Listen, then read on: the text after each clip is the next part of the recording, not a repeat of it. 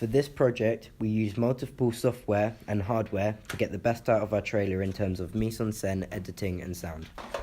Before we planned anything, we needed to find past examples of dystopian movies to see the stereotypes of our genre. Because our target demographic was specific, our research had to be as well. We therefore used the social platform YouTube to look at movies we could use as inspiration. Our main ones were The Purge and I Am Legend. Once we had ideas for our movie, we used Weebly to track our progress. Using our blog page, we were able to monitor how much we had achieved throughout our project and what we still had to do. Our research and planning page helped us for the same reason. One example of research we recorded on Weebly was the locations once we knew them.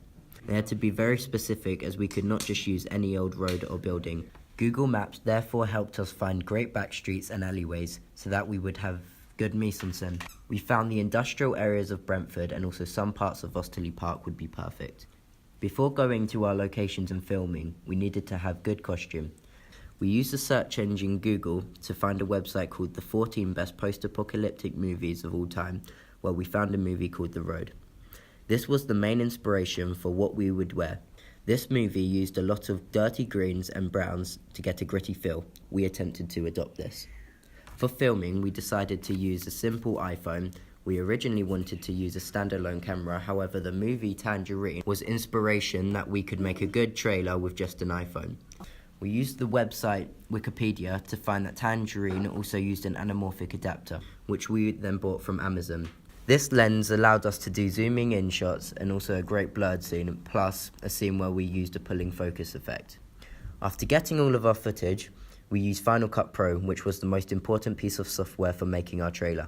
This allowed us to add titles, make transitions between scenes, and use the blade tool to cut scenes short to speed up the pace of the trailer. The significance of this is that we could create scenes that looked POV, for example the blurred scenes, that we felt was great because it allowed us to see through the eyes of the protagonist.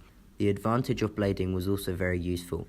It meant that we could cut our footage to the soundtrack that we would later pick and also control the pace of our trailer. For example, if the clips were short, the pace of the trailer would feel a lot quicker than if we used a long take.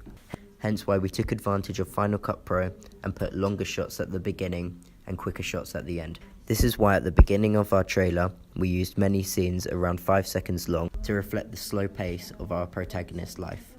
It was now clear that one thing all trailers have that ours did not yet was a main song. Google therefore allowed me to find multiple tracks that we tried. Eventually, using a website called the 10 Best Post-Apocalyptic Games, we discovered a game called The Last of Us. The soundtrack was perfect. We therefore used MP3 converter so that we could put the track on Final Cut Pro. We found that all trailers speed up. This ascent in pace is always accompanied by sound. We therefore found websites online that gave away non-copyright sound effects. We used this for non-diegetic sound effects, for example music, but also for going over diegetic sounds we didn't record properly. Because our recordings didn't always sound great after we put them on Final Cut Pro, we found a tool on the Apple Macs that allowed us to record over all of our dialogue. After we had the structure and the sound of our trailer, we went back on Final Cut Pro. We used a filter to give our trailer a gritty feel. We put different filter on the scene that shows our protagonist before the apocalypse. This one was bright and shiny that juxtaposed the dark brownish filter on the other scenes that we felt was perfect for our post-apocalyptic dystopia. This was yet another way that Final Cut Pro proved to be extremely useful. In conclusion, if not for technology, we would not have been able to do the research needed to stick to the conventions of our genre in terms of music, locations, and costume.